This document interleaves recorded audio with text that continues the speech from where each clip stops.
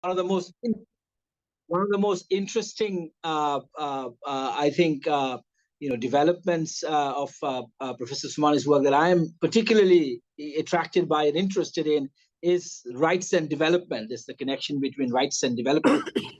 I hope he'll talk about that. Professor Osmani, obviously, supervisor has been Nobel laureate Amartya Sen, and spent a lot of time thinking and practicing, how Amartya Sen's philosophy and his approach to looking at development as freedom can actually be operationalized. So that is another, extremely, powerful area of work. Professor Osmani has also been a long time, a friend of BIGD, our Masters in Development Studies program. I mean, it's been, developed by Professor Osmani, and he continues to be involved as a faculty, teaching a number of core and foundational courses in our Masters in Development Studies. And he will also be involved in teaching our Masters in Governance and Development, which we are going to be launching from September. So with that, I would like to welcome Professor Osmani and give the floor to him. Thank you, sir. Thank you very much, Imran, for your very generous introduction. And I'm always happy to be involved with BIGD in any capacity, and I'm happy to be here today. I am actually far away at the moment. I'm in London, and also I've got a bit of hay fever, which I always get when I'm in London. So you'll forgive me if my voice sometimes get nasal or otherwise difficult to listen to. The topic today is I'm asked to discuss how to make policies work for development. I'll take a slightly wider perspective and ask how to make policies work well generally. It is not just for development. Overall, how to make government policies, economic policies work well. And I want to discuss this issue under a number of themes. Let me see if I can share the screen with you. Can you see the screen? Yes, sir. I think it's coming. I shall discuss under 5 themes. The role of theory. The second theme is understanding facts. The third theme is understanding implementation problems. The fourth theme is policy making and social choice. And finally, political economy of making policies work well. Imran did mention about my work and others' work on the rights-based approach to development, generally the human rights-based approach to economic policy, economic and social policies. Those issues I shall be discussing towards the end when I discuss themes D and E. But I shall begin with theory, then with facts, then implementation, social choice, and finally, political economy. So I'll come out of the screen. Stop sharing. How do I stop share?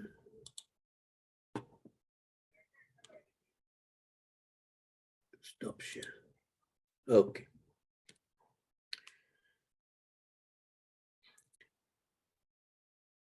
We are discussing about how to make policies work well. Of course, the policies are formulated and implemented by politicians and bureaucrats. There are a set of policymakers. Academics, economists, and others do advise them, but unless they're acting in an official capacity, they do not get directly involved. So the main people in charge of policy formulation and implementation are politicians and bureaucrats. Now, one thing we all notice, those of us who interact with policymakers, that often, but not always, policymakers seem to have some kind of, if not antagonism, at least indifference towards theory.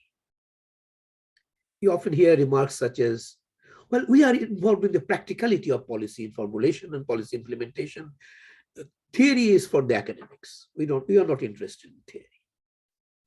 I'm not saying everyone thinks along that line, but many do, and often they do. The first point I want to make is this line of thinking is not helpful, even for the practical purpose of policy making and policy implementation. Because there cannot be any policy without an implicit theory behind it, either implicit or explicit theory behind it. What does policy mean? Policy means that you take some action with a view to making some impact on some outcome variable.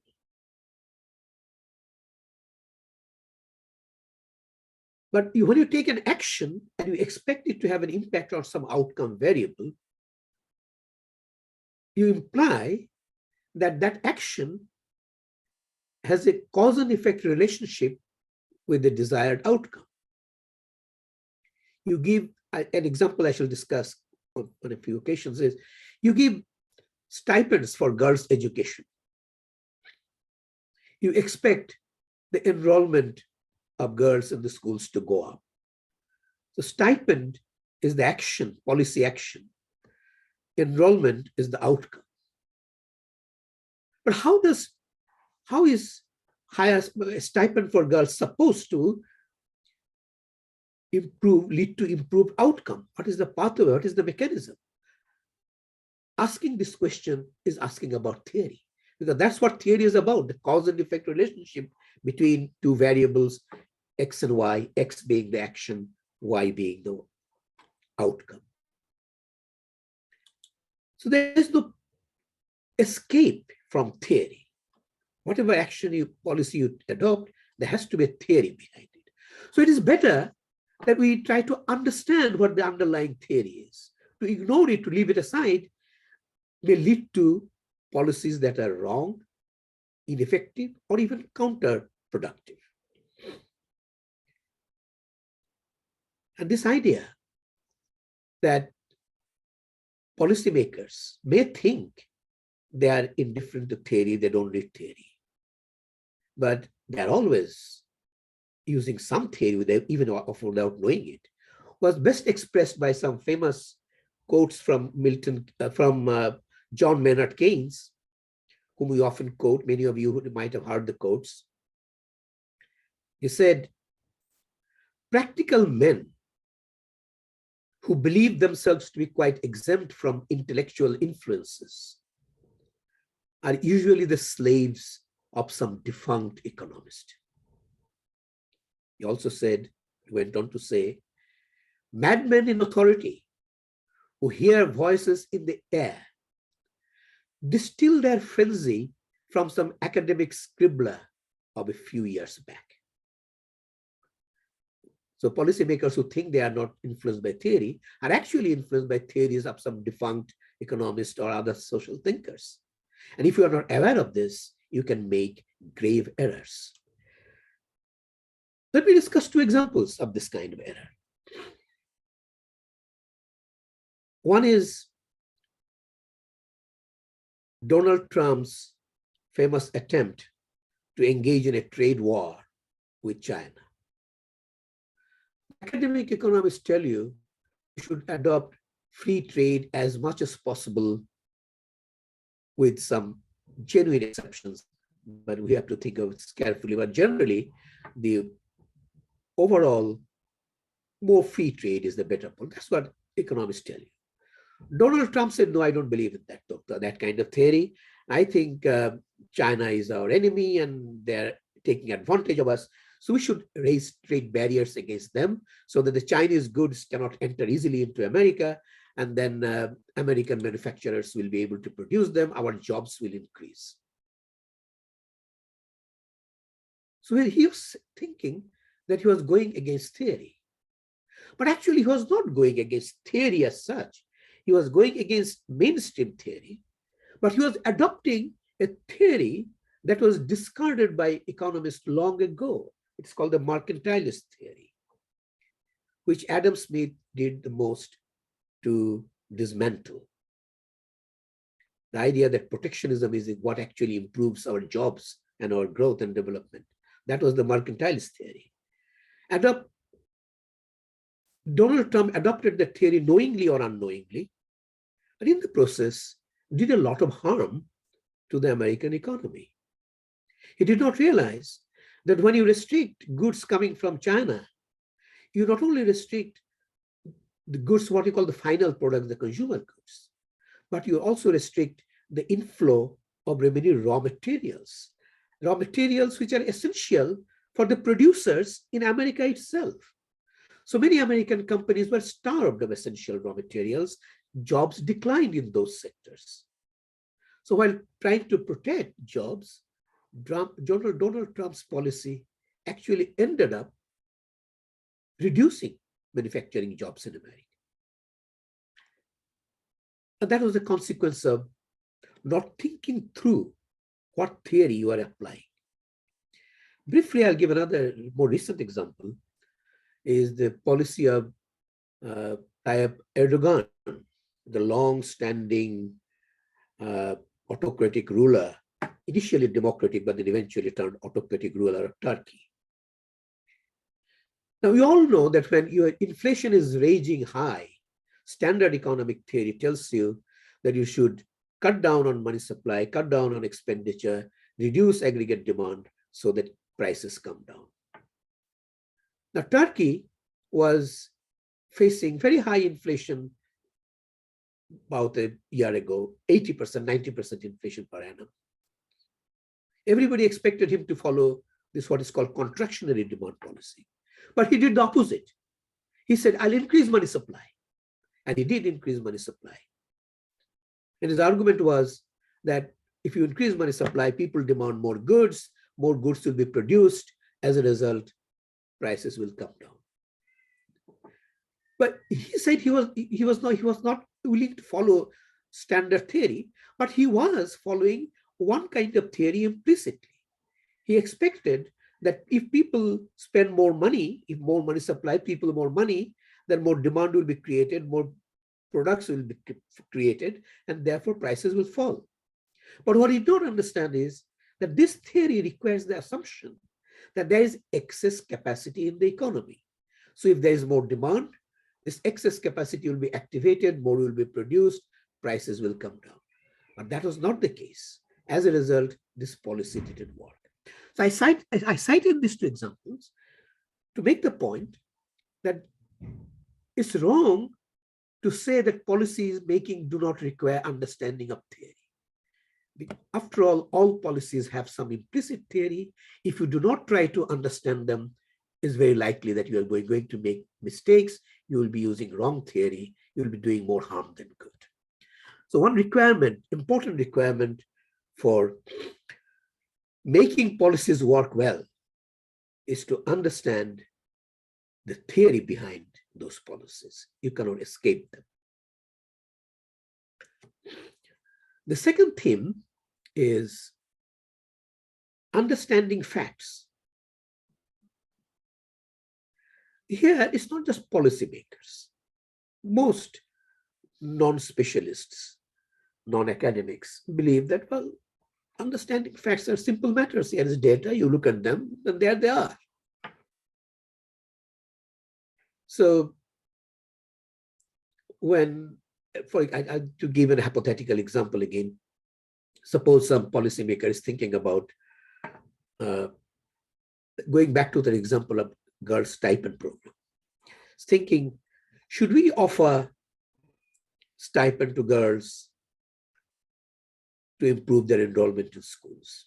So they undertake, suppose, a pilot experiment somewhere on a small scale and finds that yes, in a particular year, the policy was implemented.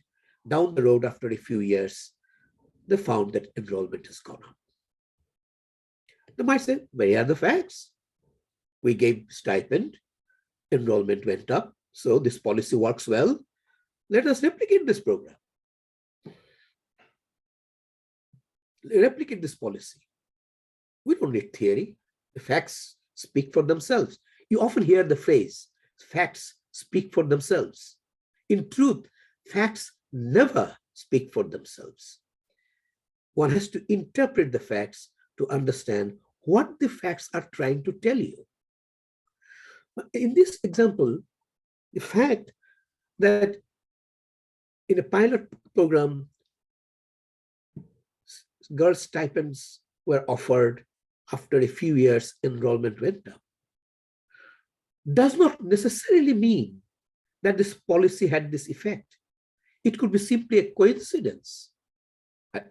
Conceptually, hypothetically, it could be a simple coincidence. It could be that people's attitudes, parental attitudes towards girls' education are changing.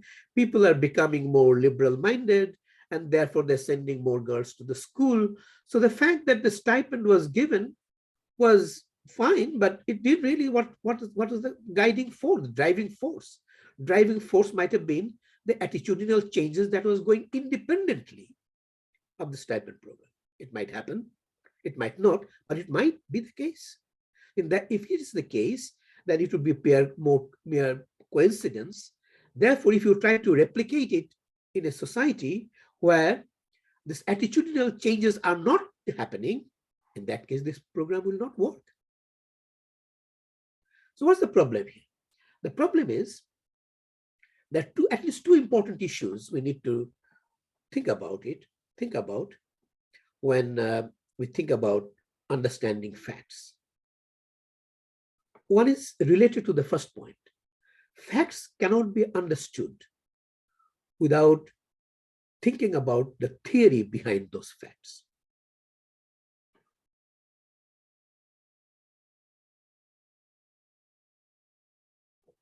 If we cannot think of a theory behind that fact, the relationship between X and Y, stipend and enrollment, could simply be a coincidence. And you cannot draw and derive policies based on coincidences. So, but we can think of some theoretical reasons why stipend could lead to higher enrollment, but we have to be explicit about that theory and base our understanding, our policies on that theory, not on the simple observation that Y followed X. That's the point about theory that I mentioned. The second problem, which I want to focus on more on this in this context, is suppose we have understood the theory, that yes, there are good theoretical reasons to explain why girls' stipend should lead to more enrollment. And then we try to test, well, that's theory, does it work? Suppose you think of another kind of test. You undertake again a pilot program, and you find that after you gave them stipend, after a few years, enrollment has actually declined, or at least not improved. Policy was giving stipend. After a while, it turned out enrollment did not improve. Would we say that the policy was a failure? Well, it might have been, but not necessarily. What we are doing here, what in the terminology of evaluation people, we call it a before-after comparison. A few years before, a policy was adopted. After a few years, we look at some outcome. So this is called before-after comparison. And very often, not just policymakers, most non-specialists, even some specialists, fall into the trap of making before-after comparison. Why do I call it a trap? Think about this example again. When the stipend program was adopted, something else might have happened in the economy, in the society as a whole. Maybe think of opposite case. The people became more conservative. Religiously, culturally, people become more conservative. They want to put their girls at home under hijab. Schools will not accept hijabi girls, so girls cannot go to the school. In that case, stipend program may not have failed. It's just that the stipend could have had a positive impact, but that positive impact may have been offset by the negative impact of this rising conservatism or maybe other factors. Law and order situation may have deteriorated. Girls and their parents may no longer feel it safe to go to the school anymore. The general point is, if you try to make before-after comparisons and draw a conclusion about what facts tell you, you might be misled because you are ruling out or ignoring the effect of other confounding effects, variables. So what you have to do in this situation, according to this evaluation experts, not before-after comparison, but comparison between actual situation and what they call counterfactual situation. The counterfactual situation is what would have happened if the policy were not adopted. In my example, if the policy were not adopted, maybe the situation would have been far worse than what it has been because of this rising conservatism, increasing law and order situation. So policy may have worked, but it may have been offset by other factors. Unless you do this actual versus counterfactual comparison, which is actually a very difficult thing to do. You need expert advice to do that, but it has to be done. So once again, facts do not speak for themselves.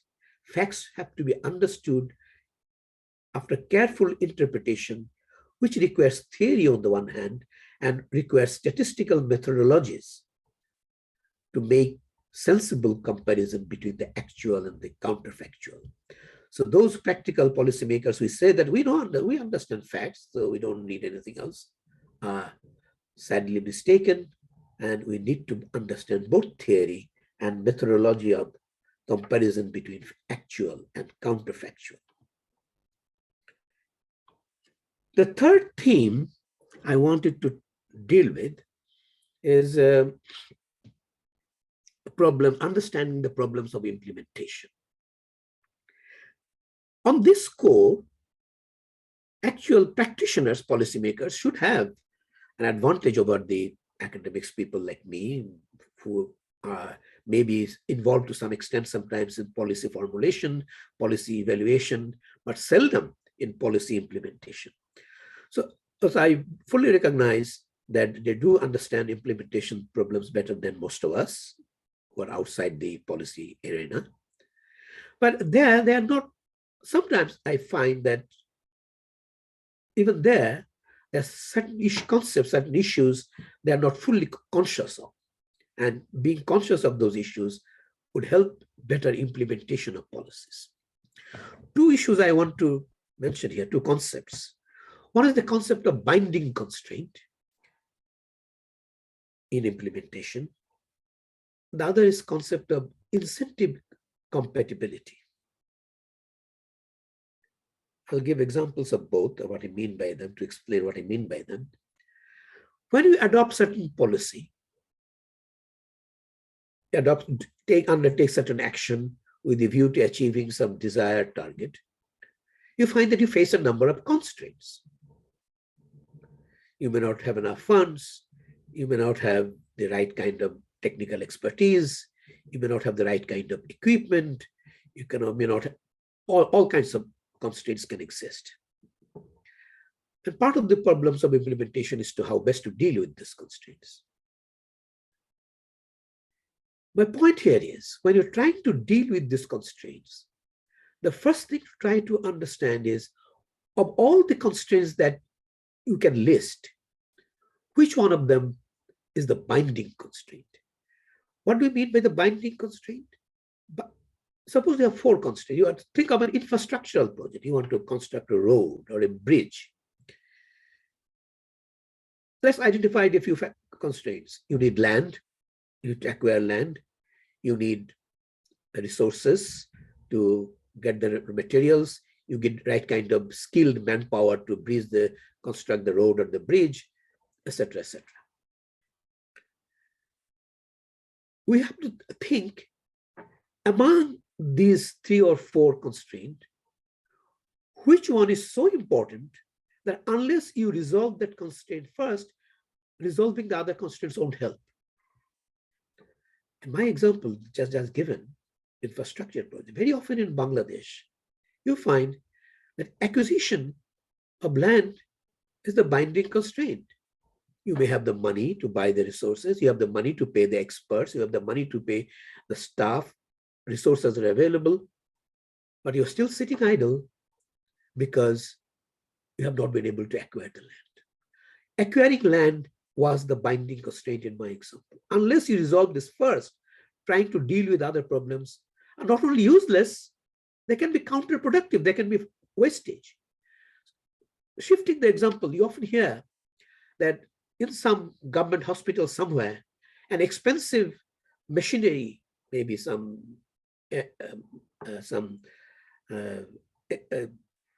very expensive central imaging system equipment was purchased, but that equipment has been lying idle year after year, rotting and wasting and getting ineffective because there are no expert technicians to handle them.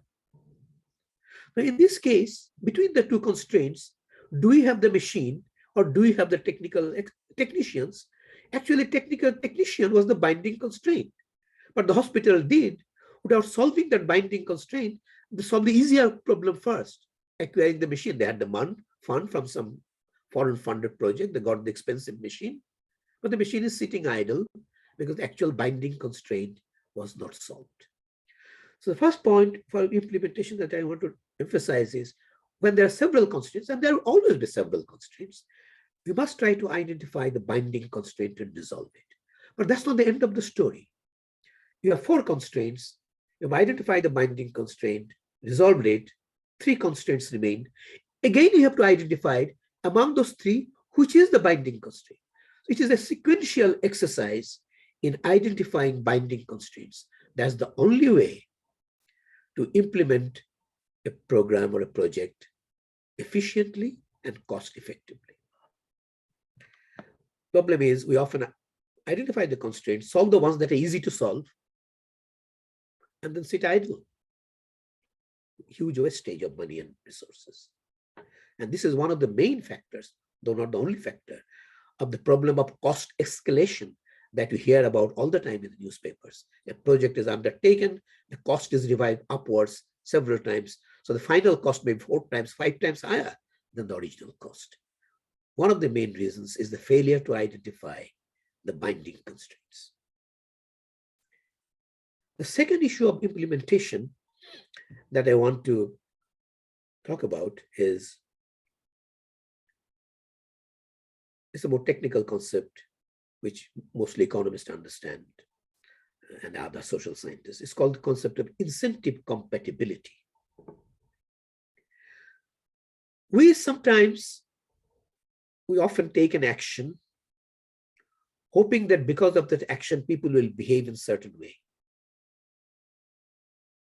But we often forget to ask ourselves, would people have the incentive to behave in the way we expect them to behave? Have we formulated the policy in such a way which will give them the incentive to behave the way we want them to behave? If we have done that, then our policy is incentive compatible. If we have not done that, it is not incentive compatible. And it might fail in achieving its objectives. Example. It's a very well-known example. Most people know about it. See, when you deal with Food for Works program, that kind of public works program that we undertake, governments undertakes on various occasions, Mati Kata program, Pukur Kata program, etc. There's long been an argument that the wages paid for those public works projects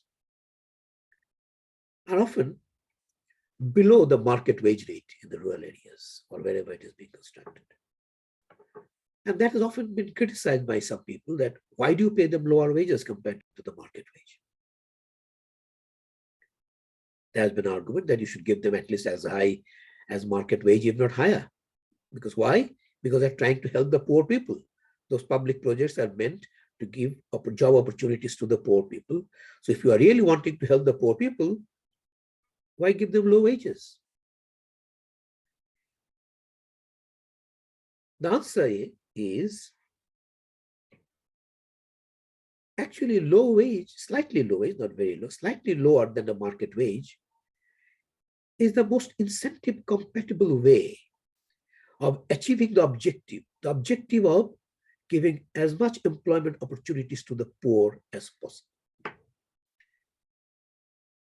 So when you are offering this project, what you're doing is you're telling, you come along, work in this project.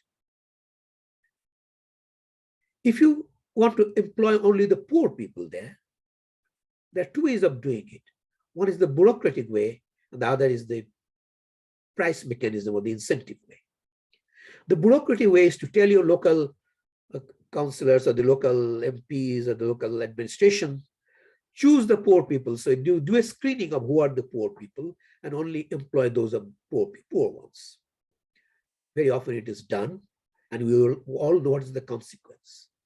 It leads to huge corruption because the leaders and the local bureaucrats often being their favored people who are not necessarily the most poor. So the money is misdirected.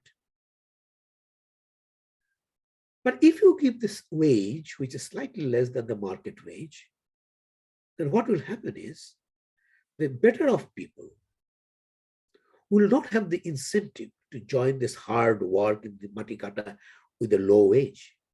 Who will come forward? It's only the poor people who are desperate. They are the ones who come forward. So the lower wage helps do the screening mechanism of screening out the better off people whom you don't want in the project and screening in only the poor people whom you do want in the project. So paradoxically, counterintuitively, it is a slightly lower wage, which is actually good for the people, for the poor people. You understand it only when you understand the idea behind incentive compatibility.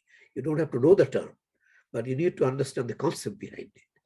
That you want only the poor people to come. You don't want the rich, better off people to come. But that is only possible, that kind of behavior is only possible if the wage rate is slightly below the market wage. So that's the example of incentive compatible policies.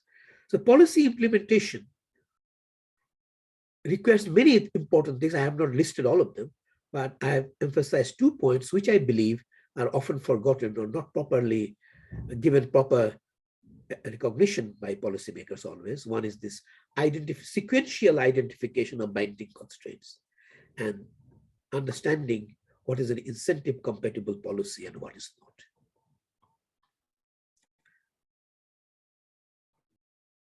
The fourth theme I wanted to touch on is policy making and social choice.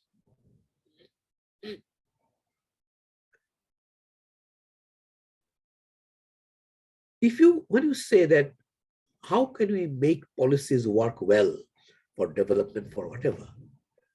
When you ask, how can you make policies for work well? An immediate relevant question is, work well for whom?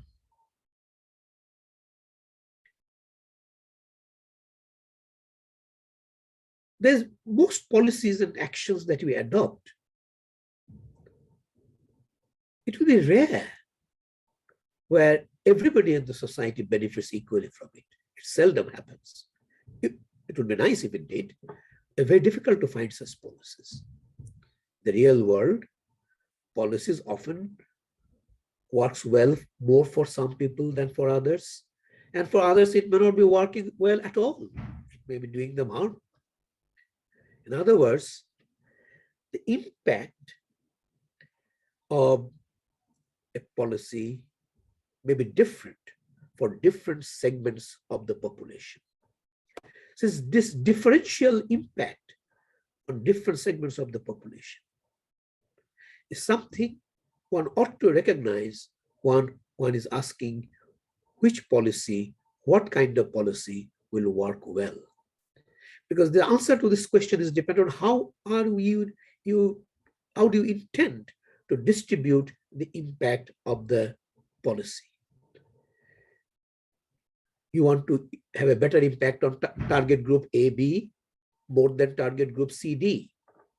So you have to check, is the policy helping the groups AB more than group CD? If not, you have to revise it. This is the kind, this whole exercise of what is the impact on different groups, how we balance them, how we combine them, is the stuff of social choice theory in welfare economics or economics generally. It's a very technical subject. Many, in fact, non-specialist economists, in fact, actually find hard to follow the theory behind social choice. We cannot expect policymakers to understand those social choice theory fully, but that's not important. What's important is to understand the spirit that underlies the social choice theory. The spirit that underlies the social choice theory is 2 points, a 2-point there. First of all, one has to recognize that any policy will affect the interests of different segments of the population differently. And different people may have different judgments about what is an appropriate policy. And aggregation, bringing together of divergent interests and judgments, is the stuff of social choice theory. Look at it slightly differently. It's a matter of weighting, giving different weights to different groups of people's interests and judgments. We sometimes call them distributional weights. Any particular policy that you adopt, knowingly or unknowingly, affects different groups' interests and judgments, their welfare differently. So implicitly, we are assigning distributional weights, even without knowing. We are giving more weights to some people, less weight to others. It will happen invariably. So if you want to allocate weights according to what is socially desirable, you better be conscious of what kind of weights they are attaching to different segments of the population. If the weights that follow from the policy are in accordance with your social political values, that's fine. Otherwise, you need to revise. Let me cite one example here. It's a technically conceptual issue, so without an example, it may not be clear exactly what I'm trying to say. So I'm going back, it's about 4 decades ago, when Bangladesh agriculture was experimenting with green revolution to improve the productivity of agriculture. The green revolution technology required high yielding varieties of seeds. It required a lot of chemical fertilizers. Most importantly, it requires good and controlled irrigation. The early days, the early 1980s, this favored policy adopted by the government of Bangladesh was wherever gravity flow of river allows it to depend on the river water and use pumps to extract water and then take it to the fields. But there are other parts of the country where river water was not so plentiful. You had to dig water from underneath the earth. In other words, you needed tube wells.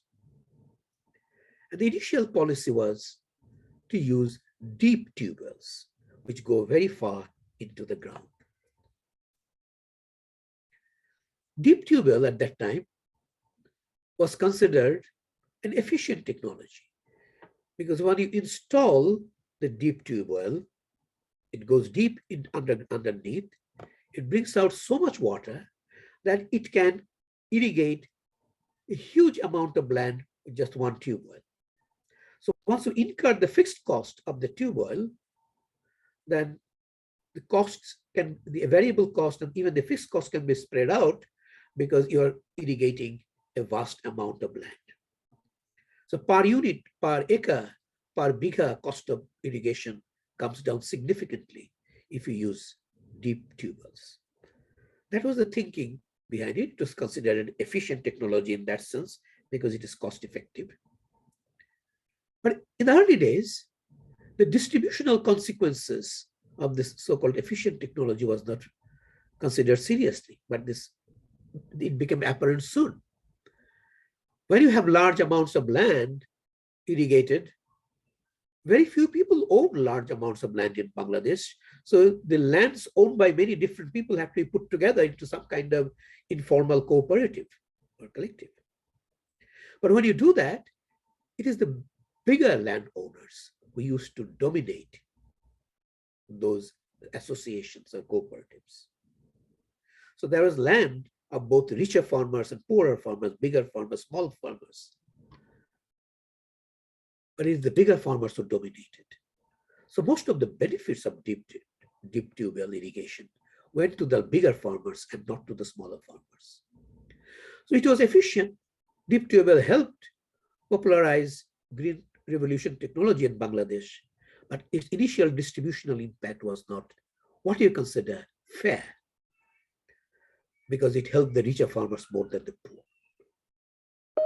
So there was a social choice involved in that theory, in that policy. The implicit social choice is we shall go for efficiency, even if it helps the richer farmers more than the poor. It was not a conscious decision. It was an implicit decision. But nevertheless, that was the social choice implicit in it. But when researchers and others looked at it and brought out those distributional consequences, policymakers took note of them. And they realized that if you actually want to help the poorer farmers, you need to adopt different policies.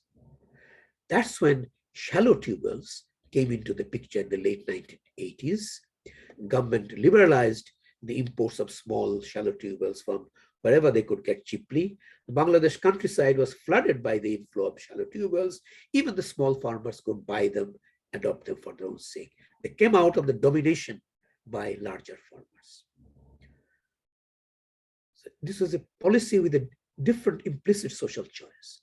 And that's the social choice that eventually persisted. So I'm giving this example to drive home the point that whether you think about it or not, any policy that you adopt in the real world does involve an social choice, implicit social choice about trade-off between efficiency and equity, relative importance being given more to one group of people to another. There's always some social choice involved here. When you have adopted the deep tube technology, we have adopted a particular social choice. But we should then examine, is that social choice is the one that we ought to make? If not, we should move on to a new one. And that's when we shifted to shallow tube. So social choice, the spirit of social choice, you don't need to think about the theory, which is much more technical and complicated. But the spirit behind social choice theory needs to be brought explicitly into consideration by policymakers if they want their policies to work well for those who are the real target group, the poor and the needy and the marginalized. This leads me to the final consideration, the political economy considerations of making policies work well.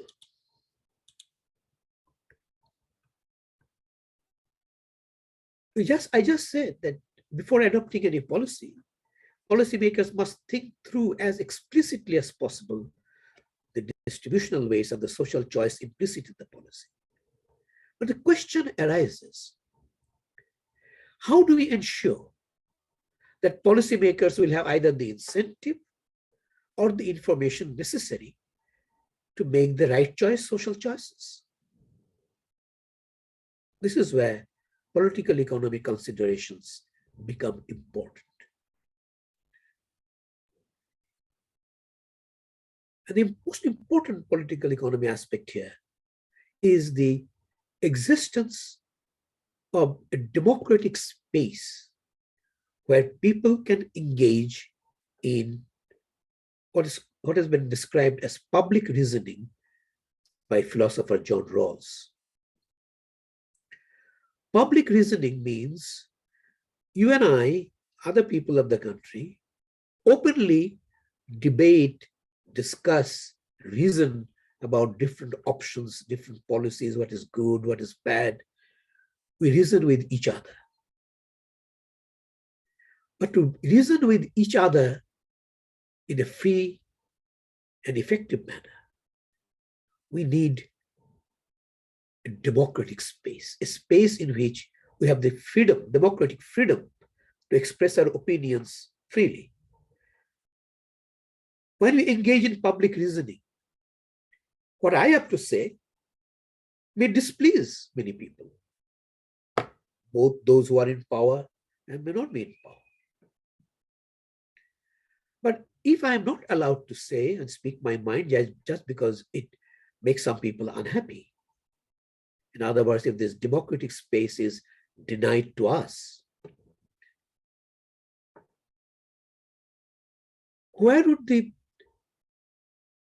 first of all, how would the policymakers know what exactly are the distributional consequences of their policies? What kind of trade-off they're making between efficiency and equity? Those information must come out from the discussion in the public space, in public reasoning, in the democratic space. If you do not discuss them, policymakers would not know, would not have the necessary information. More importantly, even if they have the information, they may not have the incentive to adopt the right policy. Policymakers may want to do what they think is the best, and what they think is the best may not necessarily be the best. So we have to give them both information and the incentive to make the proper social choice, and that can only happen if there exists a democratic space for public reasoning, where you can tell them, as we did in the 1980s, that deep tree well may have been an efficient, cost-effective method, but it is not the distributionally most desirable technology. Unless people discuss those issues at that time, the adoption of shallow tree wells might never have happened, or happened with long delay. In the meantime, the poorer farmers would have suffered much more. So we need open and public discussion. We need the democratic space. But democratic space, that's the final point I'm going to make. The democratic space is not a sui generis. It doesn't crop up automatically, nor is it handed down by the authorities out of their goodness of heart or their generosity. Everybody may talk about the values of democracy, the desirability of democracy, but democracy is not easy to achieve. Democracy means we can criticize each other, say unpleasant things to each other. We may sometimes say, no, you don't know, you don't understand. You need some absorptive capacity, some tolerance to each other. And very often, people in power find it difficult to achieve that degree of tolerance. Democracy, therefore, is seldom handed down top down. It never comes top down. Democracy, wherever it has been achieved, comes bottom up from the movement of the people. And this movement, democratic movement, has to be tied up with Imran was said at the beginning, the human rights-based approach to development and to policy making generally. Sorry. Hold on a second. If the policies are based on the human rights approach, then two things happen. Policymakers pay due rights, particularly to those who are the marginalized, neglected, the weaker segments of the society. But more importantly, people can hold the policymakers accountable. That's the whole point of having a human rights-based approach. Human rights-based approach doesn't simply say, we recognize your rights. It also requires government to set up institutions through which you can hold governments accountable. Unless you adopt human rights-based approach, those accountability institutions either will not arise or if they exist, they will exist on paper. It will not work. So we have to work simultaneously for pushing the agenda of human rights approach. And for that to happen, we first precondition is we must create a democratic space. But if the democratic space is what you want, we must also realize that it's not going to come from above. It has to come from below. So we people have to fight for creating the democratic space through which you can then argue for the adoption of the human rights-based approach, which is the only approach which will make policies work well for those whom you want the policies to work well. So if the policies don't work well, we must not simply blame the policymakers or the brokers or the politicians. We must blame ourselves for not fighting hard enough to create the democratic space that we deserve and that we need. Thank you. Thank you very much, sir. That was full of insights, and I think a real treat. So just looking at Q&A here, I think I saw one question that I think we would like to ask you, sir. So this is really, it's a long question, but I think the thrust of it is that, there are many competing theories, and many theories often, over time are proven wrong. So, how can, who can provoke better theory, and who should policymakers rely on? I think that's the thrust of the question. So I don't know whether you would like to react to that, sir. Yes, of course, and it's an absolutely valid question. There are different, people often say if there are two economies, there will be three views. In fact, that could be even more. So that is the real question of whose theory you would like to follow. Now, the important point is that there is no hard and fast rule. There cannot be any hard and fast criteria about whose policy you want to follow. You can make a distinction between what is called a mainstream theory and non-mainstream theory. Mainstream theory would be the one which majority of economists and other advisors will advise you about. In many cases, the mainstream theory would be the best theory in the town at the moment. Maybe revised later, but as of now, the mainstream theory will often be the right theory, but not necessarily always. Mainstream theory can also be wrong. So in this case, and in all such cases, policymakers who are intelligent people, educated people, it is up to them to get the essence of the theory by discussing with different people, not necessarily by reading themselves, they can read too. But most important is of public reasoning, not just in the confined corridors of a democratic office. Through this democratic space, let the people express what theories are the right ones, and policymakers will have to then make their own judgment of what seems to be the most sensible theory for them. There's no other way, because we as academics can never impose anything. We do not have the right to impose. But if we try to impose it, it will not work. We have entrusted some people for policy making. We must leave it to their judgment.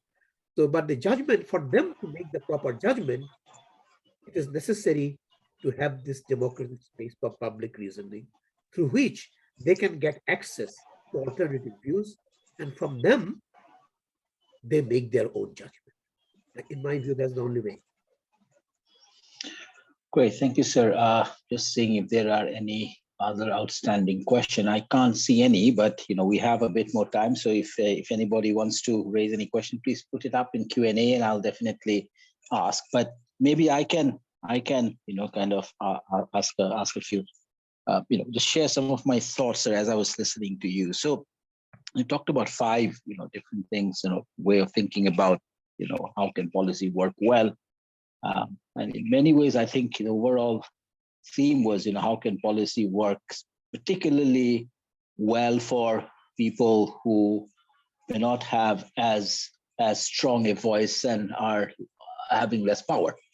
And I think that is really central to your theme, and how can policy work well for for that particular group. And I think that's the weaving, I think, theme across your five topics.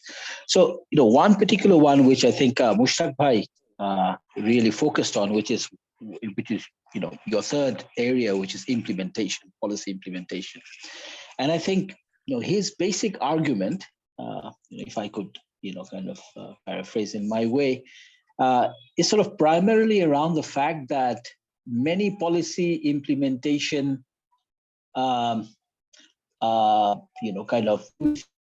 think about policy implementation problem is often framed by context where rule of law works or exists at some level or other.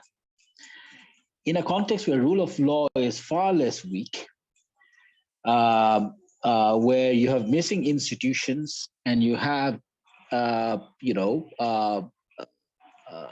lot of informalities in the way in which policies ultimately get implemented, those frameworks don't really work well for us.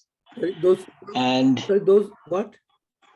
Those frameworks of thinking about, or looking at the policy implementation problem, if you like, doesn't really work well for us because it assumes certain institutions, certain assumptions, certain rule of law, and all of that. So that often means that especially our researchers in academia, and his critique was primarily to researchers in academia, because policymakers know very well that that how policy implementation actually happens on the ground, and something you alluded to as well. But the academic community, the research community in particular, we haven't really challenged ourselves to really learn about how policies actually operate on the ground. How are they actually implemented on the ground, with all the realities on the ground, with the contextual realities. And that is where we actually, the epistemic community, the research community, the knowledge community, have actually not offered alternative framework to understand our problem, and thereby not been very useful. Now, I would wonder what your thoughts are on that. And I fully concur. Because as academics, we, of course, spend a lot of time on the theory. We not spend a lot of time on the philosophy behind the theory. We spend a lot of time understanding facts and interpreting facts. But one thing we do not spend a lot of time on is the implementation problem. And that is indeed a serious shortcoming in our profession. To some extent, I understand the reason for this shortcoming, because so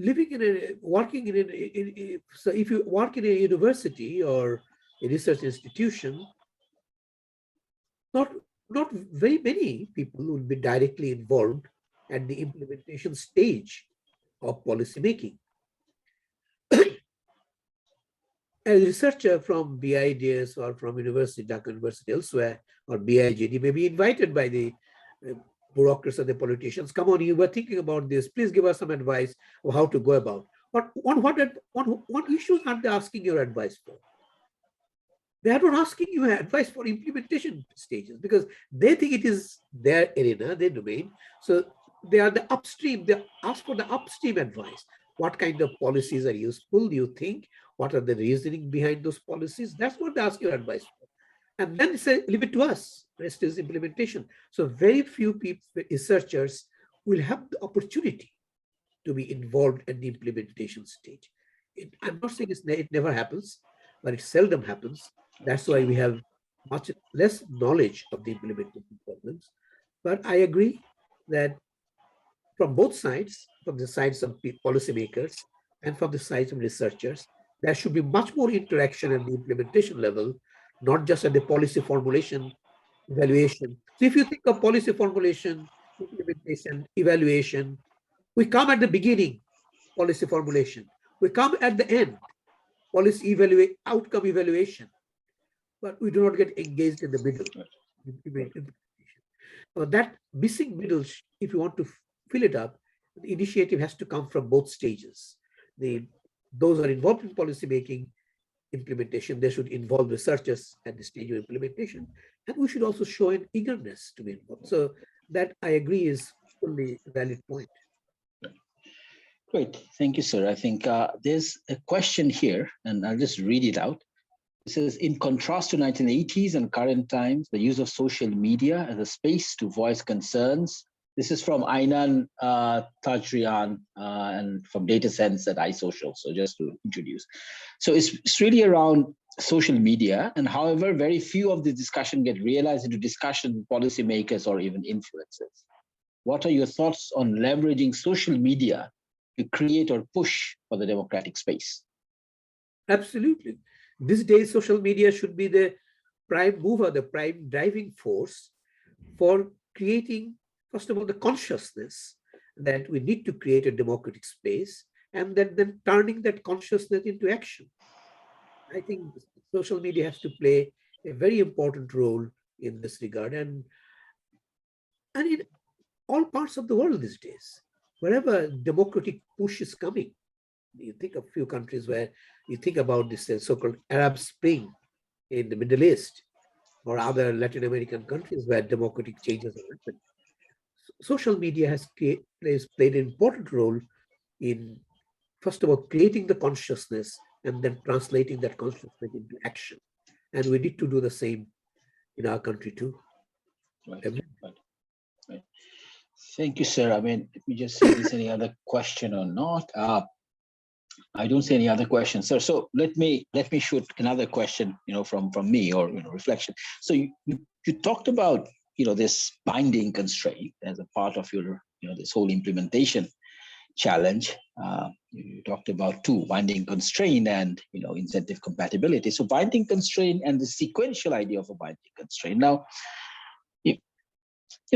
so people like academics or scholars such as Albert Hirschman often talked about simultaneous, right? I mean, in sort of a developing country context, sequential. There's not, you basically need simultaneous, address simultaneous binding constraint. And there's this famous, I think apparently Bangabandhu was basically asked, I think in early years, what is your, most important, challenge? And he said, I have two most important challenge, or two first challenge. I think that's what he said. One is there's too many people and not enough food, right? So I just wonder, sir, I mean, what are your thoughts about, in our context, is there, for certain problems, perhaps we also have to think perhaps simultaneous binding constraint rather than sequential? If I understood the question correctly, Imran, we need to make a distinction between two things. One is, we have a problem. To take the problem at the broadest level, we have the problem of poverty, problem of inequality, problem of malnutrition. These problems exist. There are many reasons, there are many constraints which lead to these outcomes, and you need to overcome them. There, to deal with these problems, we need to do many things simultaneously. That's the question about that. And a simultaneous push from many different angles will solve eventually the problems that, or hopefully will solve the problems that you're referring to.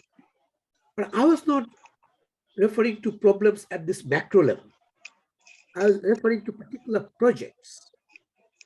So you have a project for building a road, a particular project for building a bridge, a particular project for building hospitals in the upazilas. In those micro contexts, do you try to deal with all constraints simultaneously or sequentially by binding constraint? Now, in my example, if you try to do everything simultaneously, so in this, for example, in this hospital example, you need to you have to have the structure, the building, you have to have the machines, you have to have the doctors, you have to have the technicians, and you have to have the money, medicine, etc. All these are constraints. But if you try to solve the simultaneous, what it means? You do all the things at the same time. You start doing by building this hospital structure itself, you buy the machine, then you forgot that finding technicians takes a long time. You did not give them enough education. So in that situation, you should try to solve the technician problem first before you set up the hospital. Because once you set up the hospital, you bought the machine, you are incurring fixed costs, doing nothing. So in that context, sequential binding, solving binding constants sequentially should be the right policy. So you have to make a distinction between the macro context and the micro context. Right. No, that's very helpful. I don't see any further questions, sir. So I think I would like to. I can keep on, kind of having conversation with you, sir. But maybe we also need to bring it to a close. Just sort of one final, perhaps your reflection would be very useful, which is, when you have constraints again at the macro level or at the national central level of democratic space, but there may be openings at the local level, at the micro level, which, again, how do you operate in that kind of a context? And then some of these, struggle for democratic spaces may require compromises, may require, very long-term thinking, which is very different from the way in which I think most Western democratic societies think about creation of democratic spaces or deliberative democracy, where it's sort of more midterm, whereas maybe in sort of countries like us, it has to be a very much long-term type of a struggle. So any reflection on that, sir, in terms of creation of democratic spaces? I think, Imran, it's always a long-term project. Whether it is the Western world or our world, it is always a long-term project. Because in the Western world, if you think about how democracy evolved in England, for example, in other continental countries, it never came without a very prolonged struggle, because the system that existed, which was dominated by the royalty and the nobility and the landowners, their stranglehold on decision-making was loosened through centuries of struggle. I think we always have to take long-term perspective and look for openings, as you say, look for openings wherever it comes. Maybe the local level, we may have to have some small effort to make in my village, in my area, where there is more room for making public opinion count more directly than at the national level. Yes, by all means, start from wherever you can and be prepared for the long haul. There's never a shortcut. Great. Thank you so much, sir. And I think your last comment, basically, if I may, you talked about 5 different areas. I think maybe there's another one, which is history. I think taking a historical perspective is so important in terms of thinking about the central question you ask: how does policy work? Well, I think that historicized and historical perspective is extremely critical. Absolutely. So with that, I would like to conclude this session, sir. Thank you so much for your time, and thank you, people who have joined and many stayed on. This is going to be available on our Facebook, on our website, and after all the lectures are over, and we will try and create a synthesis. Try to come up with some common themes that is emerging from the different lectures that we have heard. So thank you very much again, and thank you everyone who listened. My pleasure. Thank you. My Good pleasure. night. Thank you very Good much. night. Thank you. Good Thank you, night. sir. Bye.